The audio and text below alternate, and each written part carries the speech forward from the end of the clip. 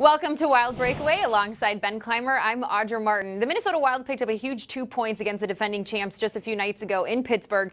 They followed down the road to Philadelphia, hoping that good fortune would continue in Pennsylvania. Not the case tonight. On paper, this was a game they probably could have won, should have won against a team with struggling goaltending, defense. They just couldn't get the job done tonight. Well, certainly a game they were anticipating having a pretty good chance at getting 2 points, especially if you figure they come out and score on the first shift.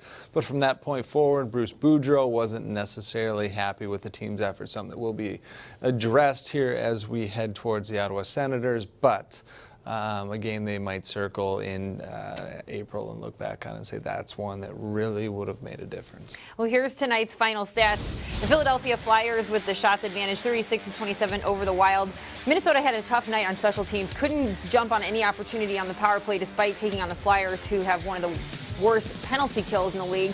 A good physical game. They did have 28 hits tonight, a season-high 9 hits from Chris Stewart, but all in all, it still results in a 3-2 loss to the Flyers. Here's what the head coach had to say about his team's inability to win those puck battles tonight. I mean, we did it in Pittsburgh and we won those puck battles. That's why you have 30-plus hits. And tonight, we go in and we're one and done because there's only one guy going. And if you're not tenacious enough, you know, bad things happen.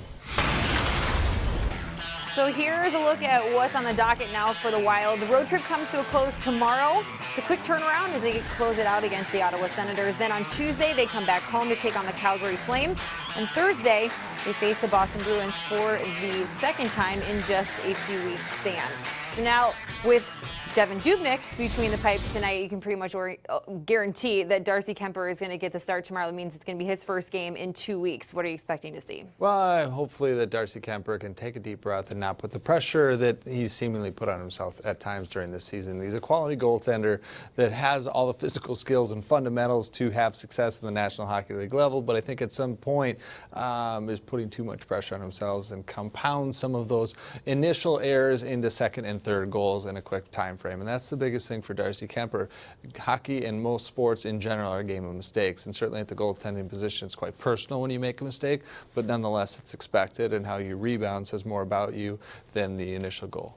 Well, it's a quick turnaround, not a lot of time to dwell on the disappointing loss tonight. We'll see if the Wild can forget about it, move on, grab a big 2 points to close out the road trip. That's tomorrow. We get things started at 3:30. We look forward to seeing you then. In the meantime, for Ben Clymer, I'm Audra Martin. Thanks for joining us on Wild Breakaway.